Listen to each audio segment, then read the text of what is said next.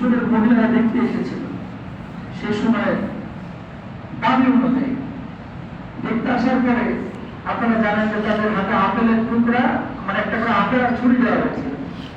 ছুরি দিয়ে আপেল না ধরে তারা হাত ধরে হাত কেটে ফেলেছিল সৌন্দর্য বিমুক্ত হয়ে। ইতিহাস ব্যক্তিরা বলেন আমার পেয়ারা হাবিবকে কেউ যদি এইভাবে দেখতো ছুরিটা তার হাতে না ছুরিটা তার মুখে চড়াই দিত, কিন্তু বুঝতে পারতো না যে কি দেখতেছে তারা। সামনে রহমাতুল্লিল আলামিন এত সুন্দর ছেলে আল্লাহ হাবিব সাল্লাল্লাহু আলাইহি ওয়াসাল্লাম এমন লাবণ্য চেহারা অধিকারী ছিলেন, এমন প্রশস্ত কাঁধের অধিকারী ছিলেন যে কান কারোর সাথে মিলে না, যে চেহারা কারোর সাথে মিলে না। নবী সাল্লাল্লাহু আলাইহি ওয়াসাল্লামের ভ্রুগুলো ছিল একটু লাগানো ধনুকের মতো, এবং না মোটা না চিকন, তবে ভ্রুগুলো একেবারে কুচকুচে কালো দেখা যাইত। কপালটা ছিল একটু লম্বাটে, ছোট কপাল না, আমার খুব বড় কপালও না, দেখতে খারাপ লাগে, মাঝারি মানের কপাল ছিল। নবীজি যখন ঘামতেন কপালের উপরে যখন ক্ষুদ্র ক্ষুদ্র ঘামগুলো বের হতো, যেন মনে হতো নবীজির কপালে মণিমুক্ত গুলো ঠিকরে পড়তেছে, একেবারে জল করে প্রজ্বলিত হচ্ছিল। আমার পেয়ারা হাবিবের কাঠটা ছিল প্রশস্ত, বুক থেকে নিয়ে নাভি পর্যন্ত একটা সরু পশমের রেখা ছিল। নবীজির চোখগুলো না ছিল ডাগর চোখা, না ছিল একেবারে ছোট, মধ্যম মানের। চোখের মনের চারিপাশ ছিল একেবারে শুভ্র সাদা, কোন লাল অথবা কালো ভাব ছিল না, তবে চোখের মনটা ছিল একেবারে কুচকুচে কালো।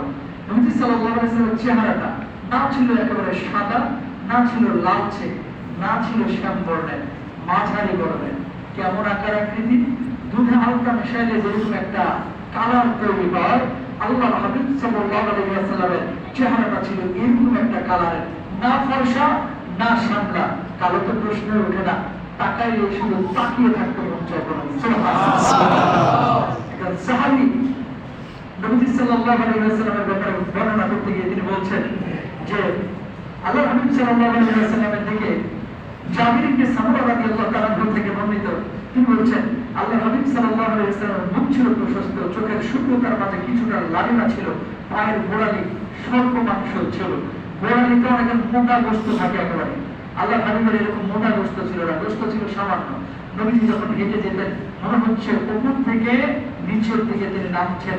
মাঝে মাঝে যখন নবীজি হাঁটতেন সাহাবারা পেছন থেকে নবীজির চুলের দিকে তাকাতেন, মাথার দিকে তাকাতেন, দেখা যেত সমুদ্রের ঢেউ যেন নবীজির মাথায় ঘিরে যাচ্ছে।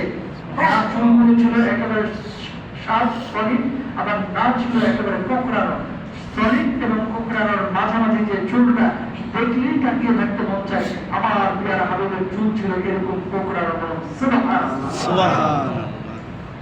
জাবির ইবনে সামুরা রাদিয়াল্লাহু তাআলা তিনি বলছেন একবার পূর্ণিমার রাতে নবী সাল্লাল্লাহু আলাইহি ওয়াসাল্লামের চেহারার দিকে তাকানো হলো স্নিগ্ধ আলোতে, যে নবীজিকে বেশি সুন্দর লাগছে নাকি পূর্ণিমার চাঁদকে বেশি সুন্দর লাগছে। দেখা গেল নবীজির চেহারাটাই বেশি সুন্দর মনে হচ্ছে।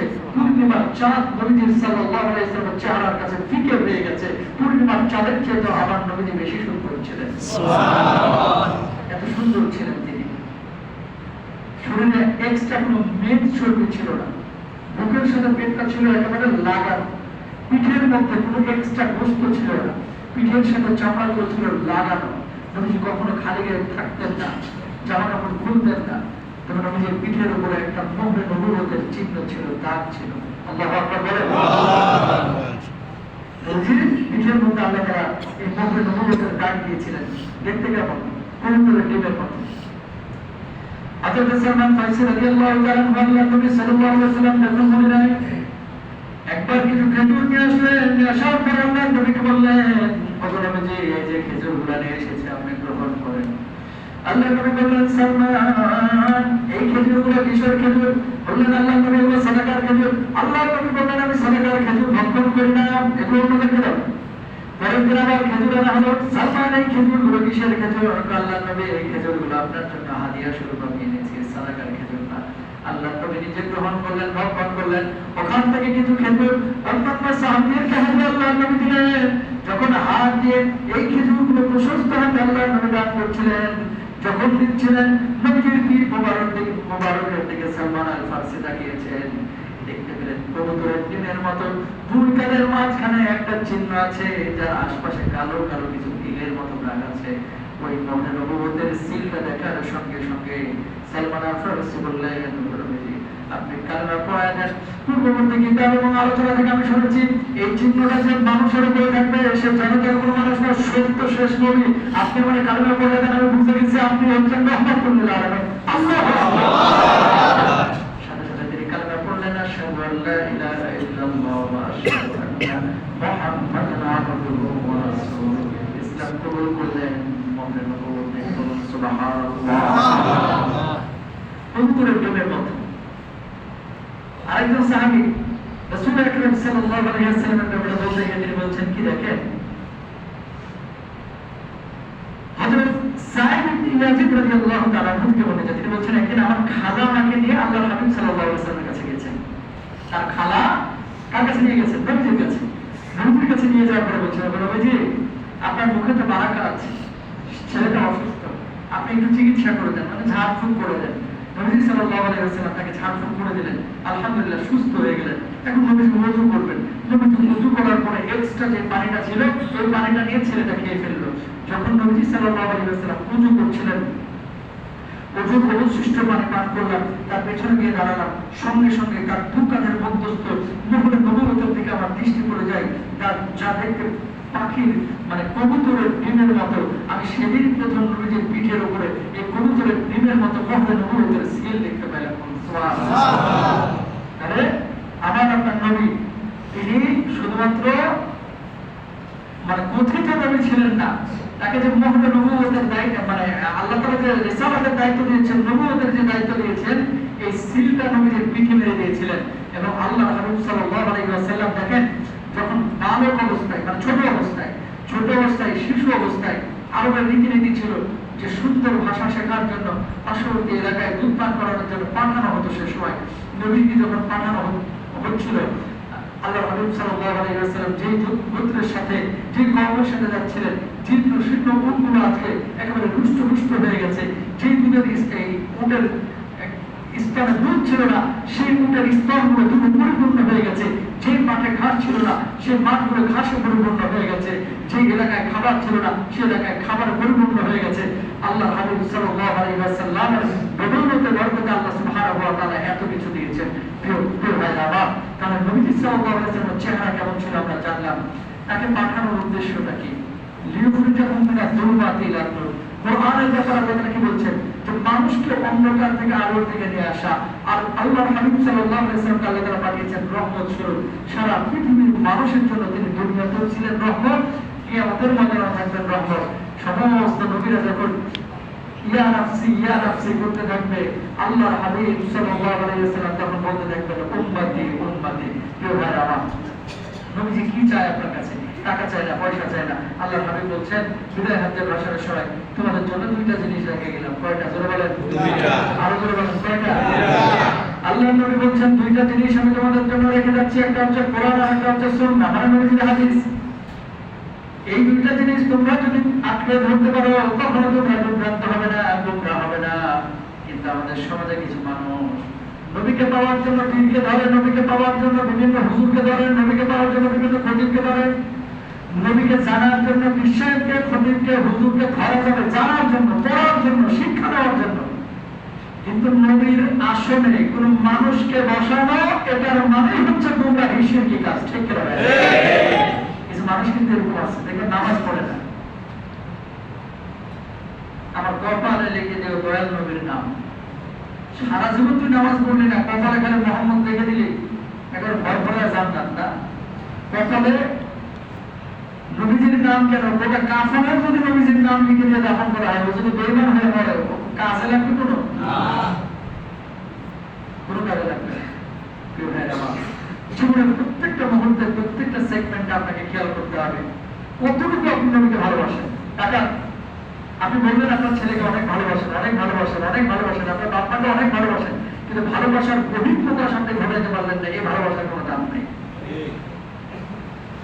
সস্তা কথায় সিরা বুঝবে না ভাই, শুধু বলতেছেন ভালোবাসেন। নবীকে নবীকে যে ব্যক্তি ভালোবাসবে, নবীর সম্মান ইজ্জতের ব্যাপারে সে একেবারে যত্নবান থাকবে, অ্যালার্ট থাকবে। নবীকে যে ভালোবাসবে, ফিনল্যান্ডে নবীকে আঘাত করা হয়, ফ্রান্সে নবীকে আঘাত করা হয়, নবীর সম্মান নিয়ে ইজ্জত দিয়ে গালাগালি করা হয়। সারা পৃথিবীর মুসলমান যে দাবি করবে আমি নবীর উম্মত, নবীর সম্মান রক্ষা রাখতে যদি বুকের রক্ত দেওয়া হয়, প্রয়োজন হলে রক্ত দিবে, যদি জীবন দেওয়ার প্রয়োজন হয় জীবন দিবে, কখনো ভালোবাসা থাকবে না। ঠিক কেন বলছেন?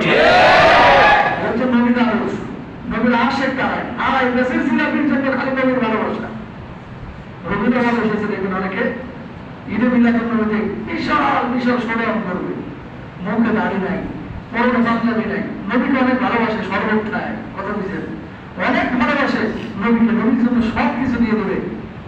আজকে মিছিল করলে, যেদিন হুজুরা মিছিল করলো নবীকে গালি দেওয়ার কারণে নাস্তিক মুরতাদ ব্লগারদের বিরুদ্ধে, সেদিনই ইন্দুরের ঘরে থেকে লেগে ঢুকেছি। ঠিক না?